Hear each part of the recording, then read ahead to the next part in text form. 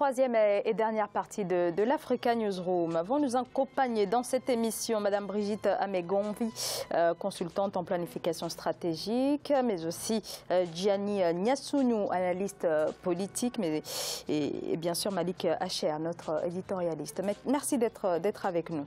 Alors, l'emprunt souverain sollicité par le gouvernement ivoirien à la fin mai a obtenu près de 10 milliards de la part des investisseurs. Succès donc pour cette opération, d'autant plus que les taux d'intérêt se situent en dessous des 7%. Birama Saonera. L'emprunt obligataire international actuellement en cours de réalisation par la Côte d'Ivoire a marqué le marché international des capitaux.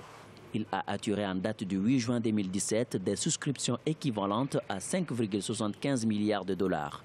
Cela représente un peu plus de 5 fois le montant initial d'1 milliard de dollars sollicité par le gouvernement le 26 mai 2017. Le profil économique et le profil financier de la Côte d'Ivoire reste tout de même intéressant. Donc même en état de crise, la Côte d'Ivoire garde une position stratégique. Donc c'est ce qui fait la particularité vraiment de la Côte d'Ivoire dans la région. Je pense que les investisseurs en sont aussi conscients et ils sont sensibles. Aussi, la Côte d'Ivoire a pour particularité d'avoir une des économies les plus diversifiées de la région. Malgré les défis socio-économiques que traverse la Côte d'Ivoire depuis quelques mois, notamment des revendications de la part de certains soldats et travailleurs de la fonction publique ou encore la baisse des prix du cacao, son principal produit d'exportation, les investisseurs renouvellent leur confiance au pays. La Côte d'Ivoire, effectivement, aujourd'hui relève probablement ses premiers défis véritables depuis la sortie de crise de 2010. Rien ne laisse dire aujourd'hui que la Côte d'Ivoire est fragilisée sur le long terme. Quand vous souscrivez un eurobond, vous ne regardez pas la situation, la photographie de la Côte d'Ivoire à l'instant T, puisque c'est un eurobond qui va courir jusqu'à 2033, il me semble.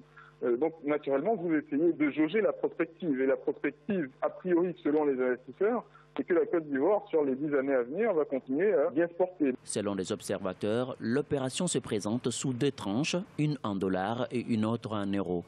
La tranche en dollars, qui devrait arriver à maturité à 2033, a débuté avec un taux tournant autour de 6,6%. Celle en euros et qui devrait arriver à maturité en 2025 a bénéficié d'un taux d'intérêt plus faible qui se situe autour de 5,2%. Alors Malik, des souscriptions de l'ordre de 10 milliards de la part des investisseurs avec des taux d'intérêt en dessous des 7%, c'est un gros coup là, de la part de l'État ivoirien.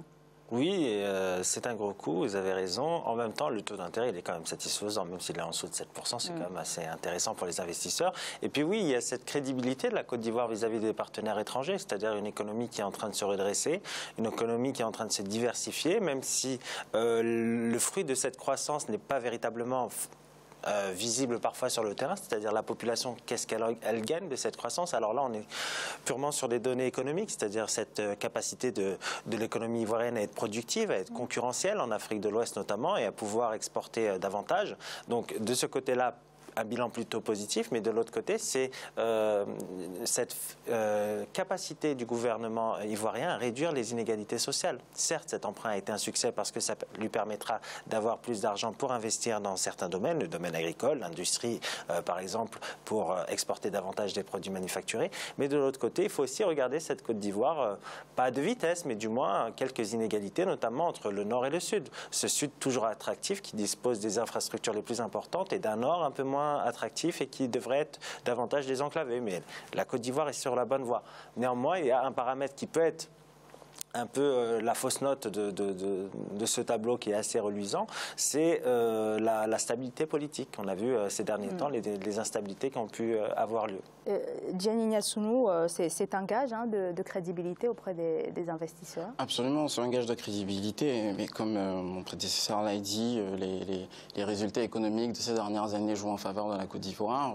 Quasiment des chiffres de croissance à deux chiffres, des croissances à deux chiffres. Donc, et le seul le problème qu'il pourrait y avoir, c'est effectivement la stabilité politique. On croyait la Côte d'Ivoire sortie de l'ornière, sortie de cette période de crise, mais les récents événements nous ont montré qu'il faut être plutôt plus prudent. On espère que ces derniers événements ne vont pas influencer les investisseurs. Alors, Brigitte Amegonvi, à quoi devrait servir cette réserve? On sait par exemple que la Côte d'Ivoire est confrontée à la baisse des prix du cacao. Est-ce que ça peut contribuer à relever un petit peu Oui, je dirais que 5%, ça reste quand même un peu élevé. Tout dépend des projets productifs dans lesquels ces fonds sont investis pour générer un levier financier positif. Et cela passe par, effectivement, bon, vous allez dire que je prêche pour ma paroisse, mais une planification stratégique cohérente, définissant les filières industrielles sur lesquelles vont porter les efforts de développement et croisée avec une vraie politique d'aménagement du territoire qui croise les filières définies de manière à éviter, à faire jouer la solidarité entre les régions justement et à faire en sorte que toutes les régions puissent bénéficier du développement économique qui sera financé par ces fonds. Alors, toute autre chose, 150 millions de dollars. C'est le montant du contrat que la Tanzanie vient de conclure avec la Chine pour l'extension du port de Dar es Salaam. Objectif, porter la capacité de traitement de l'infrastructure de 28 millions de tonnes par an d'ici 2020, contre 20 millions de tonnes actuellement. Alors, Malik, un nouveau port a été inauguré, on sait, il y a quelques jours à Djibouti. Il y a également, toujours dans la Corne de l'Afrique, il y a également celui de Mombasa au Kenya. Avec cette extension voulue par la Tanzanie, il s'agit en quelque sorte de pouvoir concurrencer avec ces ports-là. Oui, on est dans une ère concurrentielle et vous savez que le transport maritime prend de plus en plus d'ampleur au sein de cette mondialisation économique. Donc les pays ont cette carte à jouer justement de l'investissement dans les infrastructures portuaires et du moins être compétitif. La Tanzanie a cet avantage de pouvoir être le débouché des pays enclavés, des autres pays africains. Et justement, de par sa position stratégique à proximité du Golfe, à proximité de l'océan Indien, ça peut être une destination de choix pour les investissements et du moins pour la Tanzanie, parce que le véritable but, c'est cela, c'est d'exporter ces produits ou du moins d'exporter des autres produits agricoles et autres des autres pays africains qui n'ont pas forcément accès à la mer.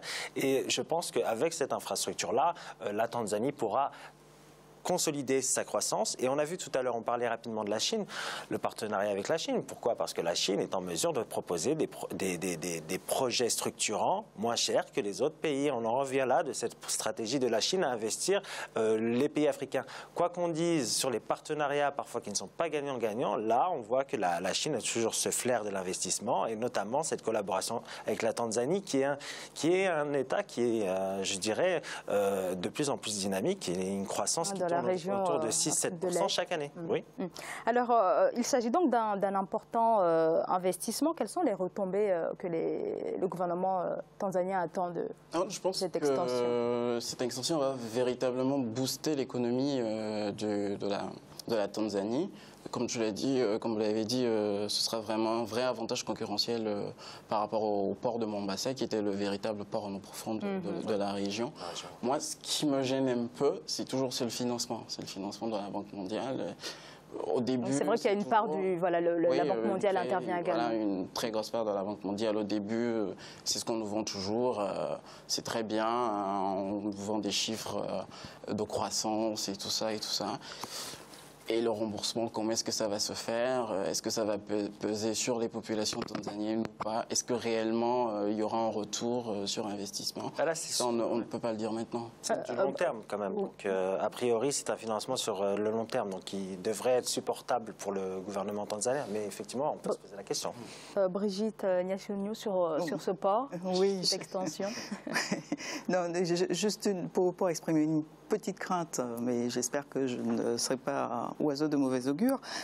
Mais la réflexion vaut également pour les cas économiques dont nous avons parlé tout à l'heure, à savoir le Sénégal et la Côte d'Ivoire.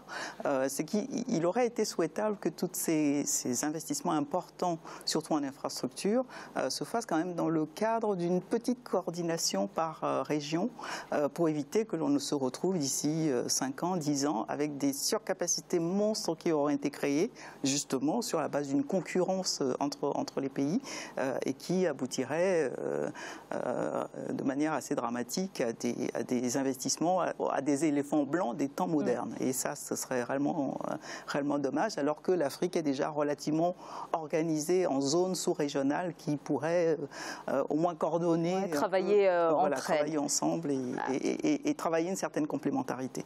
Alors, c'est la fin de l'Africa Newsroom. Rendez-vous demain et notre dossier du jour sera consacré à la politique qui a mise en place par le Togo pour la réconciliation nationale.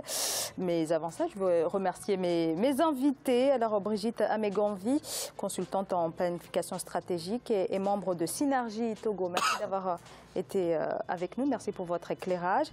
Et également sur ce plateau, Gianni Nassini, juriste et analyste politique. Merci d'avoir été avec nous. Merci à vous. Alors, elle était bien sûr avec nous aussi sur ce plateau, Cécilia Wilson, politologue, et également sur ce plateau, il nous accompagnait tout au long de cette émission, Malik Kachéa. Merci beaucoup, Malik. Merci Zara, ce fut un plaisir. Alors, et merci à vous également de nous avoir suivis. À très bientôt dans l'Africa Newsroom.